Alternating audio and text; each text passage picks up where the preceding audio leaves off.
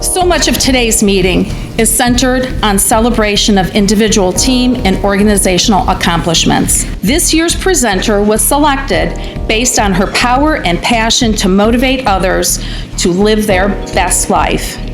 You may have heard her on WZAK 93.1 as she is their resident relationship expert, and she has been the host of her own TV talk show on TV8, The ILINDA Show. She has been a motivational speaker for 20 years, and we know you'll appreciate her tenacity as she shares personal experiences with all of us today regarding relationships and how to obtain work-life balance. As I welcome ILINDA to the stage today, I want to thank her for supplying all of us with the book, I Changed My Mind, It's My Prerogative, The Process of Becoming. Love that title.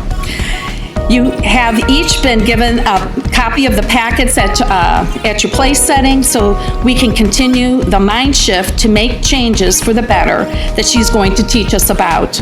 So please sit back, relax, and enjoy our keynote speaker, ILINDA REESE, as she speaks on work-life balance. There you go, there you go.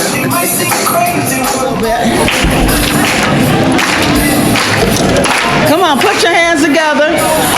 Turn the music up a little bit. Come on. I see you in the back table back there. Come on, get up.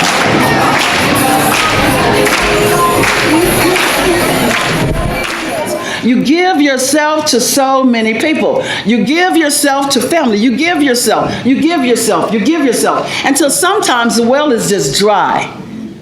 And sometimes you can be burnt out, even if the cause is very powerful and still very close to your soul and your passion, you can still feel burnt out. So my objective is to help you to just learn to pay attention, intentionality, and pay attention to what is going to build up your spirit and to help you to continue to serve the people that you serve. You were created, you were fearfully and wonderfully made. You were only born with two fears. Only two. Now imagine all the ones that we have now, but you were only born with two. One is the fear of falling, okay? If you throw a baby up in the air, the baby will do what? Yes, and some of them cry. You know, some might cry or something like that.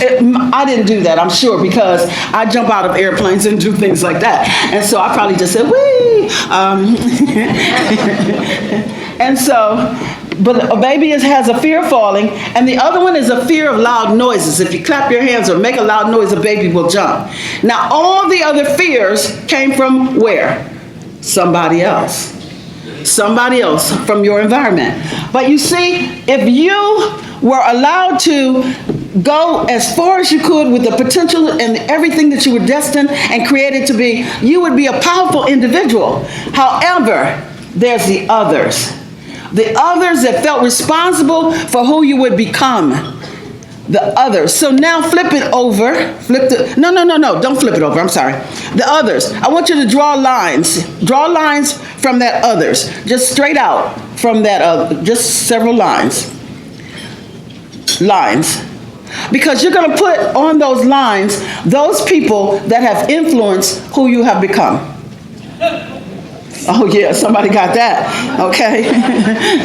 Yeah, just draw some lines. Now, just call out for me who some of those others that influence who you became or have become, who are they? Parents. Husbands. Teachers, very good. Your children. Who else? Jesus, okay. Grandparents, yes. Children we got. Grandchildren. Grandchildren. Priest, deacon. Deacon? You said deacon? Yeah, and priest. Okay, and priests. Okay, religious individuals, etc. And you're absolutely right. If you just keep writing the number of people, because you see, even siblings, put siblings there. Because I was the oldest. I was the oldest of my family, and so I was daddy's girl. I was daddy's girl for 4 years before she came along. And I knew that God's design was that I was supposed to be an only child. I knew that. So when she came along and when she was old enough to understand me, I did some things to her. But I was creative. She has a mole on the bottom of her foot to this day. And I told her that my parents didn't love her enough, and she had stepped on a nail and they didn't take her to the hospital. She had 2 moles on it, pretty close to each other on the side of her neck. You know what I told her about that. Yeah, vampire bit her. Now imagine, you're 4 and she's 2 and she's believing, and she's 3 and she's believing, and she was still believing for a very long time. But you see, our siblings inform who we become. Our peers. Our peers form who we become. As someone said, teachers tell individuals that you'll never be smart enough to go to college. And if you believe that, then it inhibits who you become. So continue to put those lines there and let us know who has influenced you. Now, this is what I want you to do, because you're going to do it in your group. I want you to look at that circle and see how that circle has taken over the you. And that's the other side of that paper. You'll see how it's taken over the you.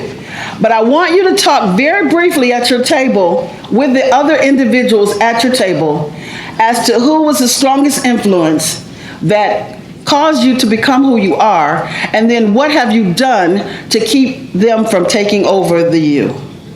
Got it? That's excellent. Lots of excitement in the room, conversation. Wonderful. Okay, let's see what you came up with. The individuals that we spoke about, and probably you've come up with a few more, how have they taken away from who you were supposed to be? Just raise your hand and just stand up, and we'll see what you have to say. What conclusion did you come to? Over on this side, what did you come up with? Who had the most influence in my life? Not people that have diminished who I am, but people who have opened up who I am. Okay. And they call me people as good. Call me people wanting to do, as opposed to be less and less of who I'm supposed to be.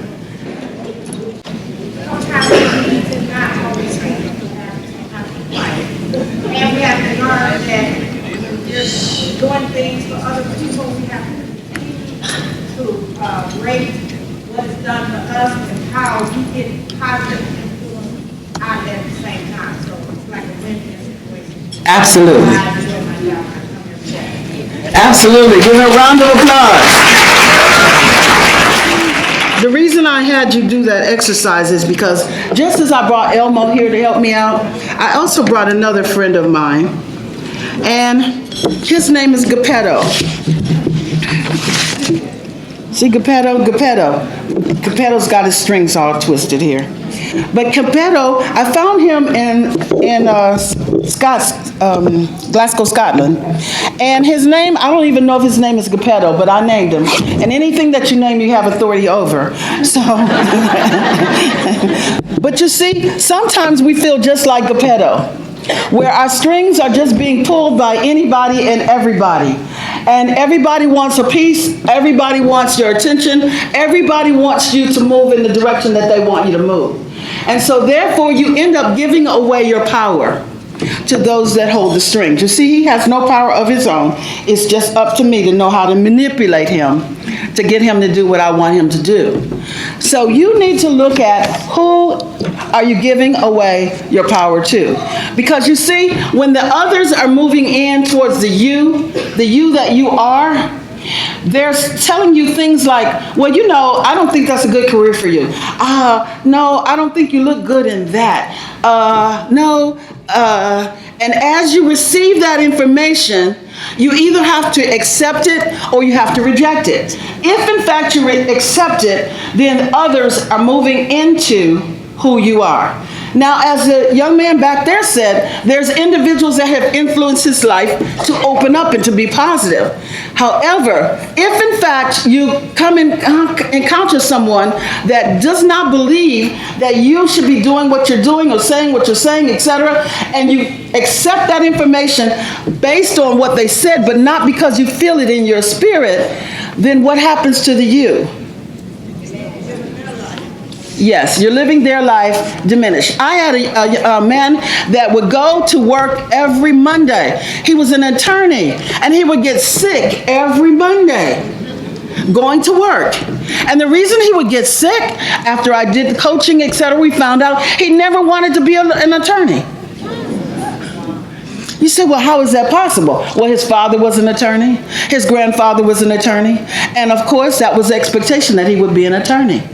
So the man had diminished based on what others had said to him, etc. So you need to just take time to evaluate your life and say, what is in my life based on the fact that I want to do this? You see, when you get, as I say, burnout and you're dedicated to a cause, you need to start saying, oh, you don't say, well, I need to change jobs. No, just pay attention to whether the passion and the purpose is still the same as the reason you joined.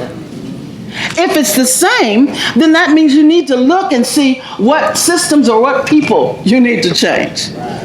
You with me on that one? Oh, yeah.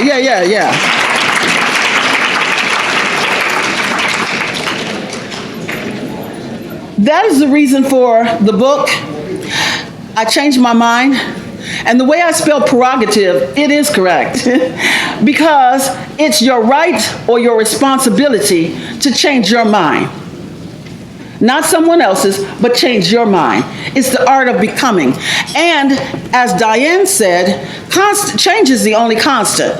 And we should be forever evolving and changing and growing. Because if you stop growing, you stop doing. And if you stop doing, you become stagnant and you just die. Am I right? All right. So I want to encourage you to return to the core of you. Sit in your quiet time and find out, what is my passion? What is it I really want to be doing with my life? Am I doing that? And if I'm not doing that, then I need to get back to that. And all of that is contained in your book. Listen. I just said, look them in the eye. Okay. I want you to say to them, I cannot do everything. No, be real serious with them. I cannot do everything. But I can do something. And what I can do, I will do. Now I want you to shake their hand and say Happy New Year. Now come on, get excited, get excited. Happy New Year.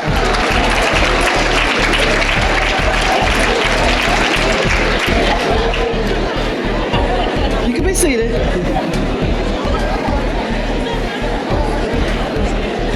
Now, the reason I had you say, listen up, the reason I had you say Happy New Year, I know you don't expect to say that until December 31st. But the reason I had you say Happy New Year is because your real soul is not chained to 5 years or 50 years or 5 minutes.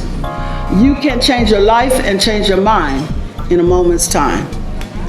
So, yeah, that's good. I like that. Yeah, that's good. So, every day, I want you to remember, if you're having a bad day, all you have to do is say in your mind, this stops here. I'm going to have a good day, and I'm going to be happy. Happy, happy, happy. Thank you. Thank you.